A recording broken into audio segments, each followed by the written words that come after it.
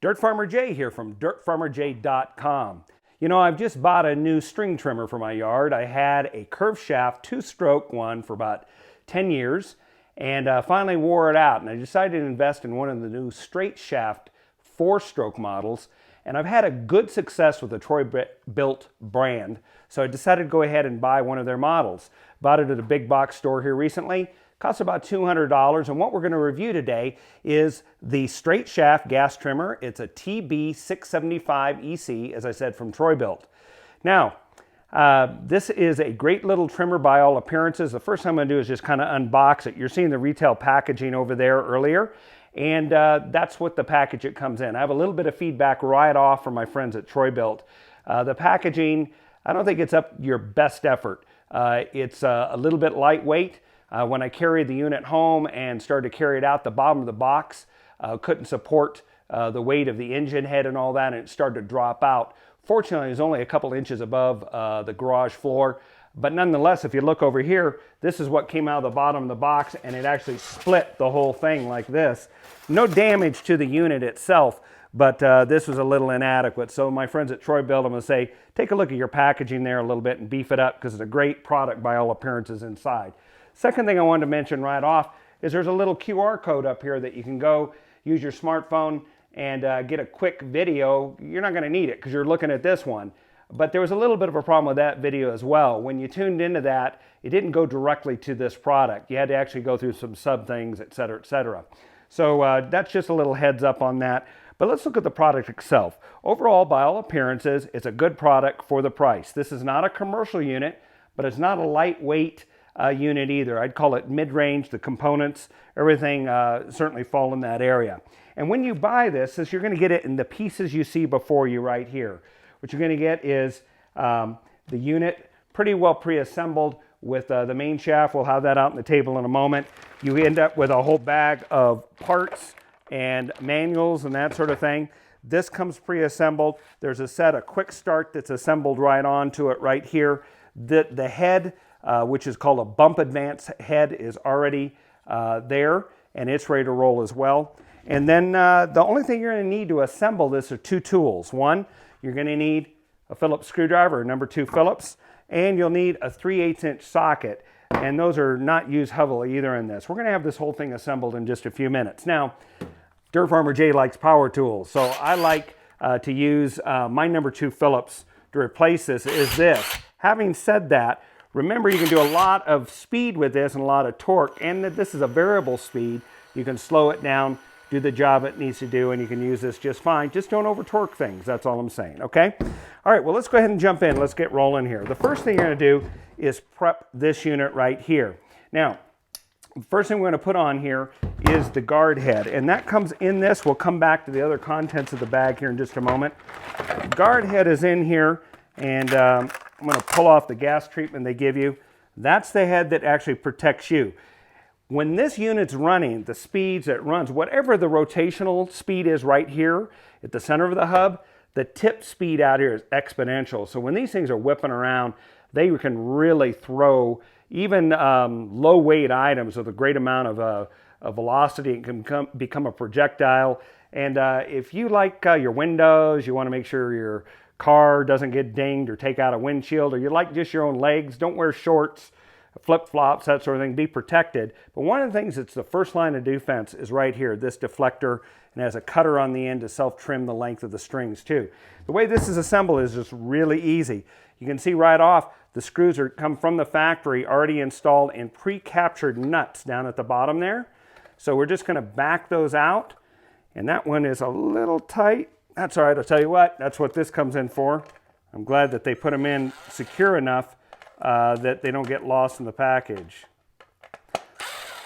Okay, so you can see these screws come out really easily, and when that's done, then what you're going to do is assemble this right like that. It's really easy. You're just going to lay that down through there, Drop the screws in.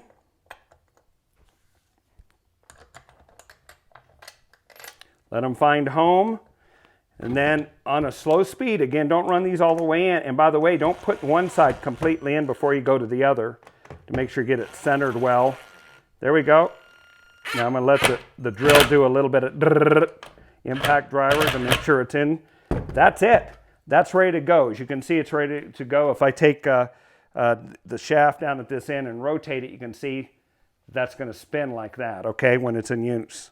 All right, that's what we've got for this unit. Now, let's go to the other part out of this.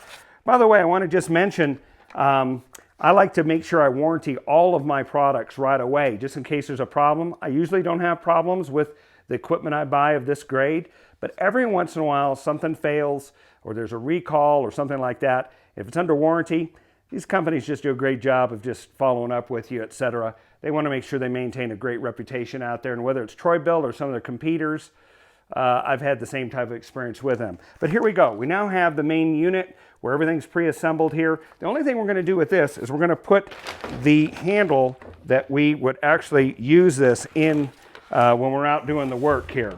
So I'm going to kind of move some of this off and give us a little bit more space. Move that out so you can see it clearly. And all we're going to do right here, I'm going to remove the screw. Again, it's pre-attached. There's a captured nut on this side, and there's the bolt that goes in. Now it's a little bit tight, although no, it looks like it's coming out. Just a little tight for my fingers, that's all, getting it in there. So when I pull this out, now I have the unit that I'm actually going to hold when I am doing the string trimming out there. And what I have here is you're just going to pop this down over the shaft like that. Okay? It's on there. You need about 6 inches, somewhere in there, about there. And in reality, you're going to adjust this when you're out there using. It'll swivel this way. It'll go up and down the shaft because of the type of fastener they've got here. And this is really just pinching that shaft, but not going through it or gripping it too strongly. So we're going to go ahead and take that in there, put it across till it engages the threads right there. And now I'm just going to use my little socket wrench.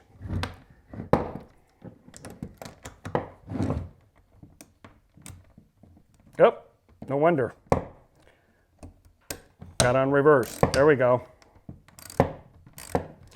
Now notice I'm not really torquing this down. Matter of fact, you can see I'm just barely using one of my fingers there to do it because it just doesn't really need to be tightened that much. There it is. See how it'll pivot around and adjust to me or what angle I'm trying to use the unit when I'm out there running. Okay, we've done the main assembly on the two subcomponents. Now, let's go ahead and put the two together. There's a little protector sleeve in the end of this main shaft. That comes out. If you go to the other unit, it has also a protector on the end. We're simply going to pull that out, and when we do, you can see it's ready to go and ready to be mounted on here as well. It's really simple. So all we're going to do is put this in, and I'm going to rotate this real quick before I do it. This is the engagement point right there. That's what's going to hold it in and engage these two pieces. And then you're going to help that stay in by doing a little bit of tightening with that knob. But here we go. I'm going to turn this here. Now what's interesting, I want to point this out. I'm going to rotate this around. Notice there's two holes. One's here. If I engage it here, that's the most common place to install. I could turn it this way if I had a machine that I wanted to, I was holding it like this, but I want to do a little bit more vertical trimming, or this unit was being used for some of the heads that it comes along with. But this is the recommended position right there. That means it's going to be assembled just like that, right straight in line. You see that? Okay, so now we're going to just take this really easy. All I'm going to have to do is push that and then push the two together. Bang, that quick. And then I'll go ahead and just take this and rotate this clockwise in like that. You don't have to do it real tight. Just keep it secure. This dude is ready to roll. Now, the next thing you're going to do is put the oil in the engine. This is a 4-stroke engine, meaning that it does have a little sump of oil in it. A 2-stroke engine gets its lubrication from the fuel oil mix. And small engine manufacturers strongly recommend that you don't use fuel with a high amount of alcohol content. That's the reason for that is alcohol in fuel tends to lead to water in the fuel, and water does not do well in these small engines. So some of the manufacturers sell pre-measured cans of mixed fuel. It'll last quite a bit, it'll run for quite a bit of time on one of those cans. Or if you have to go right down to your local gas station and buy ethanol-based gasolines where some of that's been mixed into it, then you would use these kinds of stabilization fuel additives that are put in there. And as you can see, there's a sample that's applied right off as a courtesy and to get you started correctly by this manufacturer. Now, while we're here looking at this before we put in the fuel, let's look and see what also came in the bag here. First of all, there is a nice operator's manual. Dirt Farmer Jay saves every one of these in files by alphabetical because I utilize these in the future to order new parts, spark plugs, you know, what the capacity of oil is.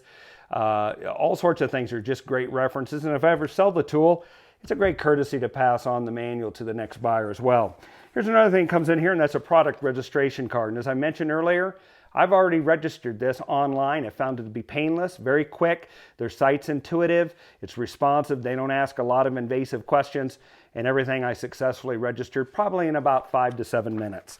Next thing that's on here is just a little attention, a little advisory deal that this particular one's talking about an overspeed control that's in here and what it does and how the machine's going to behave because it has that in it. Next item in there is the string installation instructions that have to do with the bump head on it. So very clear, very intuitive. It takes 20 feet of line at a time. With one time through it, you'll have that thing ready to go and roll ahead, okay? And if you don't like the bump head on it, there's many manufacturers out there. They're readily available where you can put another whisker type or those kinds of things. There's things out there. But it looks by all appearances that this is a great head. And what we'll do is in a future video, just in the next few days, I'll actually test it and I'll give you my feedback, unvarnished, good, bad, and ugly, whether I like the way the unit runs, how it's balanced, the head, and etc. Okay, and the last thing that is in here is some federal required paperwork. This particular paperwork has to do with emission control on here, how much emissions this puts out, and that it's compliant in certain states, et cetera, et cetera. So that's all in there. All right, something that's really interesting. Another thing was in that bag is that bottle of oil. Now, look how little this bag, that's it. I mean, it's smaller than my pumpkin head, right? There's just not much oil in this, and the reason for that, the crankshaft in this unit is, or the sump, is quite small. Not putting enough oil in is just as bad as putting too much oil in. So you're going to be very precise in the amount you put in, and if you look close, you'll see that several of manufacturers, a collaborative approach to this.